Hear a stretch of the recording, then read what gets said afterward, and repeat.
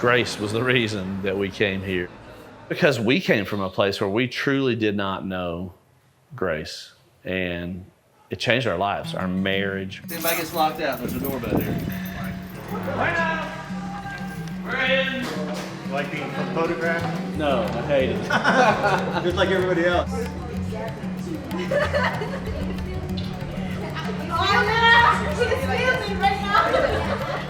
So our initial plan after the first trip was to come down and do a class of marriage innovators.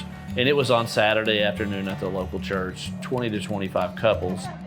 Through the week, we would spend time with the youth group. At first, it was through Fernanda. She just really welcomed us in to her life, introduced us to all of these young adults.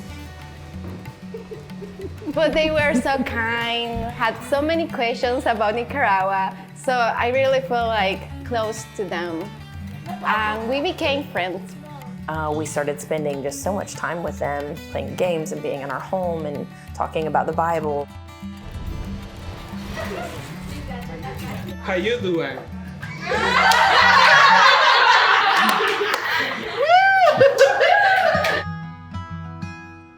We decided, hey, let's all go to the beach. And we piled up in a van and we all went. It was just such a fun day.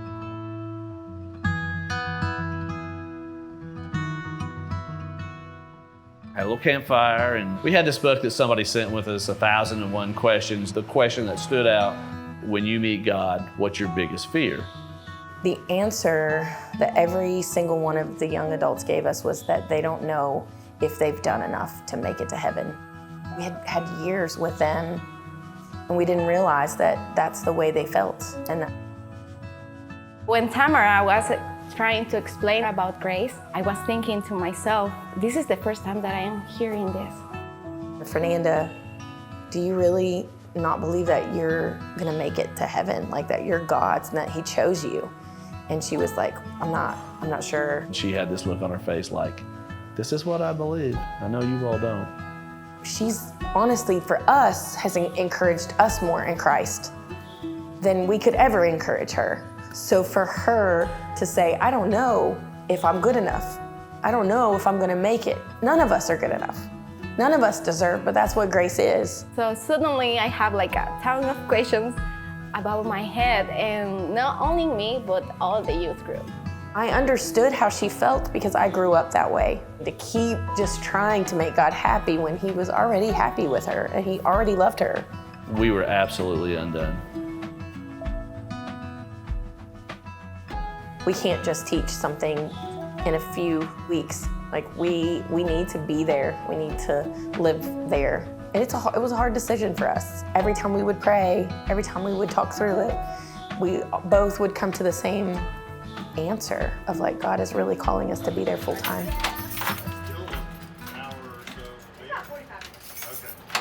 In order to get residency so we could be here more permanently, the easiest thing is to open a business locally. We had the idea of a coffee shop / community center. We just found out we love coffee, we love roasting coffee. So we got 10 minutes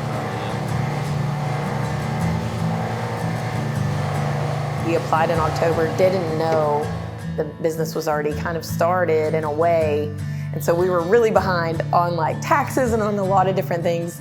And we had all kinds of questions with a lawyer, and come to find out, Fernanda had a business management and administration degree that she wasn't using. Oh, we're supposed to go. Because I only was doing the leadership at the church at that moment, so I forgot about my career. She just filled in the gap, stepped in and said, I know how to do all this. She was such a gift, and we could not have done this without her.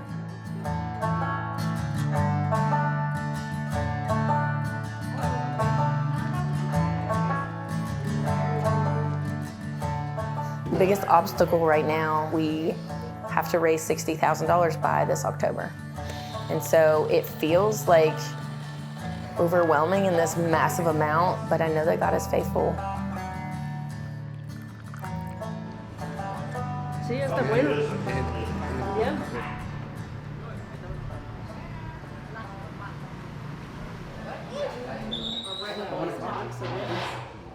one right now. I don't have first, Dan, I just wanted to say Lo primero que Stan y yo queremos decir es muchísimas gracias for all the help this week that you guys have given us. por toda la ayuda que nos han dado en esta semana. And I just look over all of the tables, Ya miro todas las mesas and I just am so thankful for this community. y estoy tan agradecida por esta comunidad, nuestros amigos. And just, I don't know, it just fills my heart, and I'm just thankful.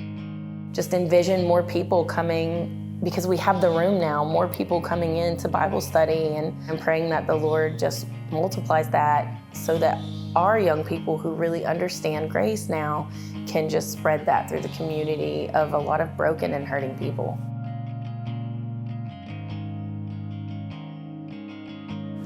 Stan and I come from such brokenness and really had no idea how God could use us, to sitting here on this couch saying, we're opening this community center in a different country.